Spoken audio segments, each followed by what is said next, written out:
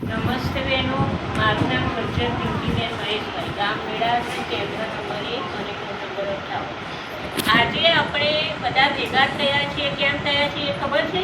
આપણે અત્યારે પોષણ ઉત્સવ ચાલી રહ્યો છે। પોષણ ઉત્સવ એટલે જે અનાજમાંથી પોષણ મળે છે એનાથી વાનગી બનાવવાની અને એમાં આપણે સ્પર્ધા તૈયાર કરવાના। હવે આ વાનગી બહેનો બનાવી લાવી છે, THRમાંથી બનાવેલી છે અને મિલેટમાંથી બનાવેલી। તો આજે હું તમને મિલેટ વિશે જણાવું। મિલેટ એટલે શું? કે બાપ દાદાના વખતથી ભૂલાઈ ગયેલું અનાજ, લીલું અનાજ।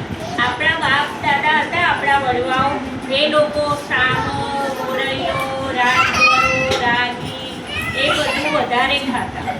એ લોકો વધારે ખાતા। ખૂબ દિવસ મહેમાન આવે ત્યારે ઘઉંનો ઉપયોગ કરતા અને અત્યારે આપણે વારેમાં ઘઉં જ ખાઈએ છીએ અને કોઈક દિવસ ભાગ્યે મોરૈયો, સામો કે રાગી કેવું ખાઈએ છીએ।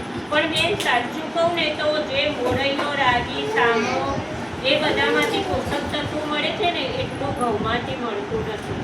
એટલે મારે તમને એટલું જ કહેવું છે કે અઠવાડિયામાં 1 કે 2 વાર તમે રાગીનું, મોરૈયાનું, સામાનું એટલું કંઈક પણ વસ્તુ બનાવીને ખાઓ। અત્યારે બહેનો બનાવી લાવી છે વાનગી, મોરૈયો, સામો, રાગી એમાંથી બનાવી લાવી છે।